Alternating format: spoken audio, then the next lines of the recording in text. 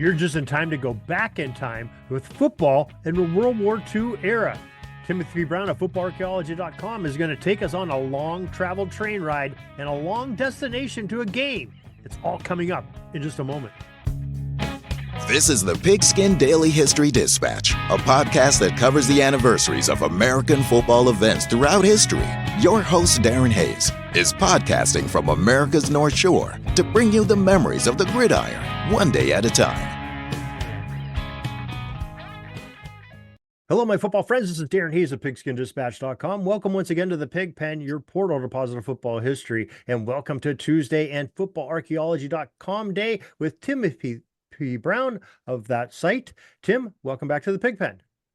Hey, Darren. Looking forward to getting on board with you on this discussion this evening as we pull out of the station.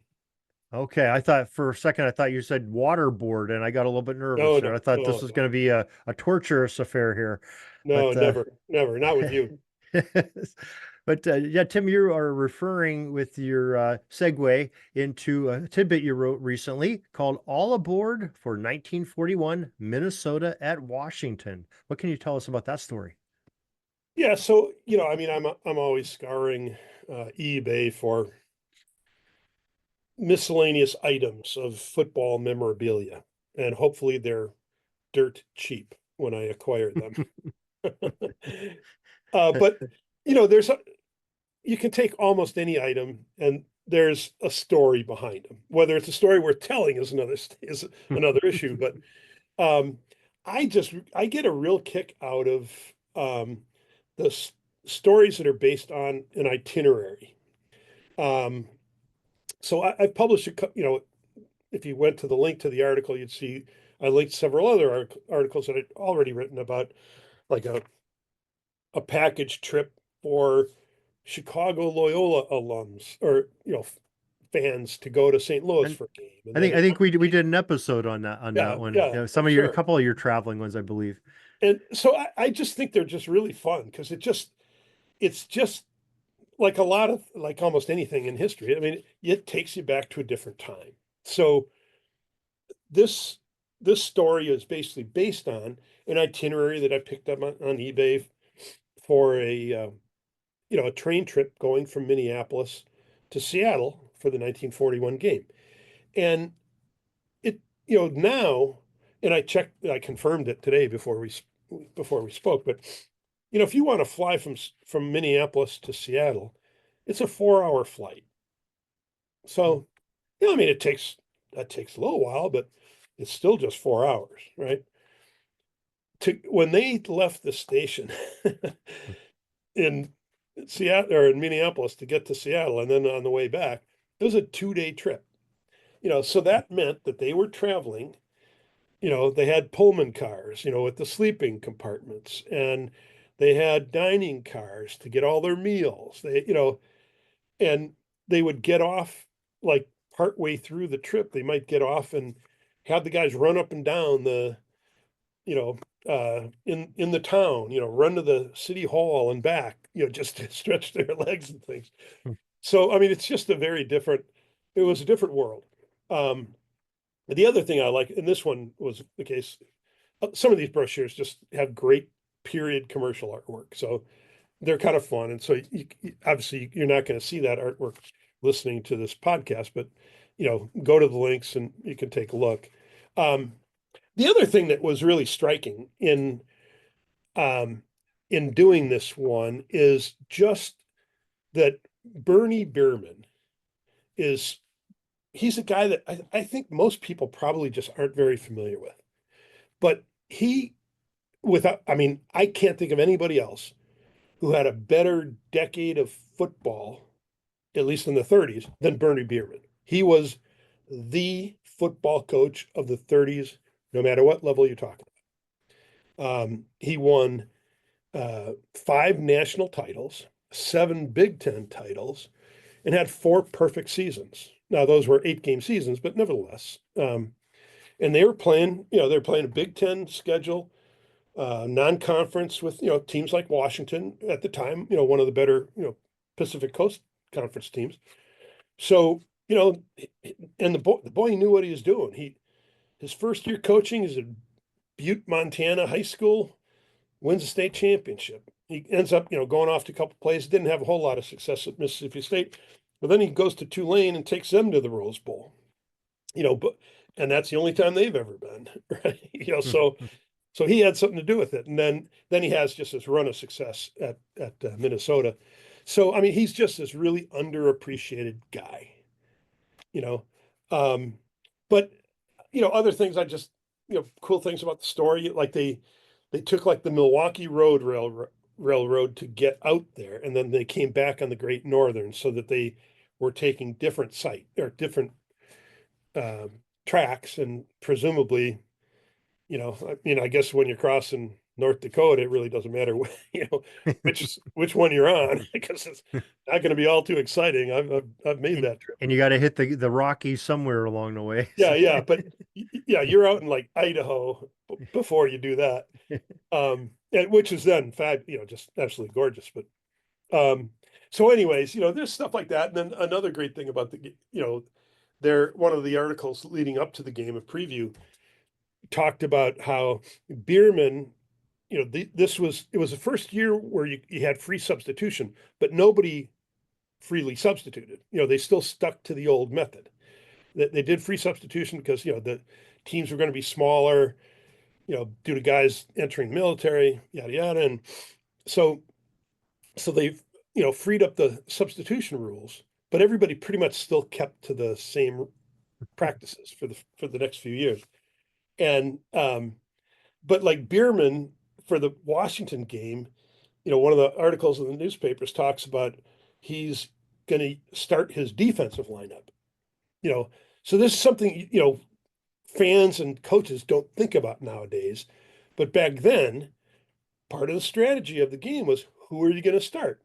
Do you start your best defensive players or your best offensive players? Right? Because you could only it was still limited substitution, or at least that was still the mindset.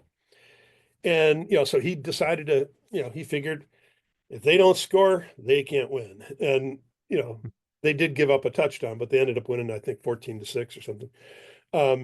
So anyways, that was kind of cool. I mean, another thing that I just, I found intriguing was the game. There were like 7,000 soldiers and sailors from the Seattle area, because there's, big ports, and then, Fort Lewis is out there, or Camp Lewis, whatever it was called at the time.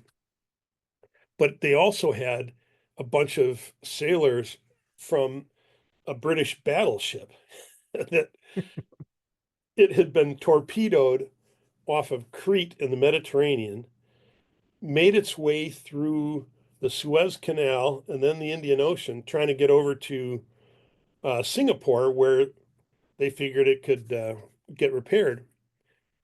But Singapore was filled up, so then they sent it to Seattle, so it had to cross the Pacific. Yeah, right across the street. Yeah. So it's like these guys, and a good part of the time they had to. This ship was going backwards because the way that the torpedo had damaged the ship. So, anyways, I mean, it's just like these crazy things that happened. Because Yeah.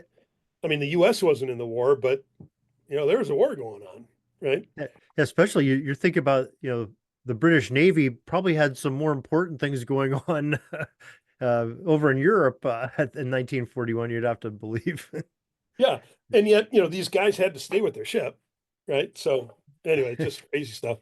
And then, I mean, the other thing obviously is that, Bruce Smith, who was a 1941 Heisman Trophy winner, is playing for Michigan, or for Minnesota. So you got a star player in the game, and he was the star of the game. And, anyways, just crazy stuff. And then, by the time World War II ended, there'd been so many advances in aviation and so many pilots available, the commercial aviation literally took off, right? And it just changed the nature of team travel, and it became very normal for college football teams and the pros, to fly, to games. And so it's after the war, and it's no accident that Major League Baseball puts a team out in California, not too long after the war, and the AAFC has a team, the San Francisco 49ers, all that stuff. Cleveland Rams moved to LA Yeah. in 46. Yeah. I mean, that's all because of aviation, right? Yeah. And so now, teams still travel by train, into the 60s, who knows, but a lot more teams flying to games. So just so that kind of made this itinerary of fans traveling, 2 days each way to get to a football game, just makes it a little bit more kind of romantic in not necessarily, well, in one sense of the word. It's kind of the end of an era, like you said. It's the end of train travel was the main way to go long distances. So that's very cool. Very cool. Yeah. So yeah, I mean, anyways, it's yeah, I mean, now we jump on a plane and go, That's definitely true. And Tim, you just have a way of making the mundane interesting, and just your thought process. That's what makes you very intriguing. And reading what you write down and having your visit each Tuesday, and you do this a lot in your tidbits, where you take some of these things that most of us would maybe take a glance at if we looked out on eBay and say, okay, I don't care what what this team did in 1941. Who cares? But you make it interesting to us and put the application to football and to the world in general. So maybe you could share with listeners where they can partake in some of your tidbits. Yeah, just, my site is footballarchaeology.com. It's a Substack site, which means you can subscribe for free, in which case you'll get the email every time I publish something. You can also just have it sent to the app if you prefer to use the Substack app. So you can subscribe for free for a limited amount of information in it, or the paid subscription you get access to everything, including all the archives, which now is about 1,200 articles out there. So anyways, it's all out there, and you can also follow me on Blue Sky if that's your choice for social media. Well, Tim, we really appreciate your preservation of football history and making it interesting and telling these little stories that really mean a lot to help propel the game to what it is today at all levels of football. So we appreciate that, and we appreciate you for coming on tonight, and we'd love to talk to you again next Tuesday. Yeah, look forward to it. It's fun stuff. That's all the football history we have today, folks. Join us back tomorrow for more of your football history. We invite you to check out our website, pigskindispatch.com, not only to see the daily football history, but to experience positive football with our many articles on the good people of the game, as well as our own football comic strip, Cleat Marks Comics. Pigskindispatch.com is also on social media outlets, Facebook, Twitter, Instagram, and don't forget the Pigskin Dispatch YouTube channel to get all of your positive football news and history. Special thanks to the talents of Mike and Gene Monroe, as well as Jason Neff for letting us use their music during our podcast. This podcast is part of the Sports History Network, your headquarters for the yesteryear of your favorite sport. You can learn more at sportshistorynetwork.com.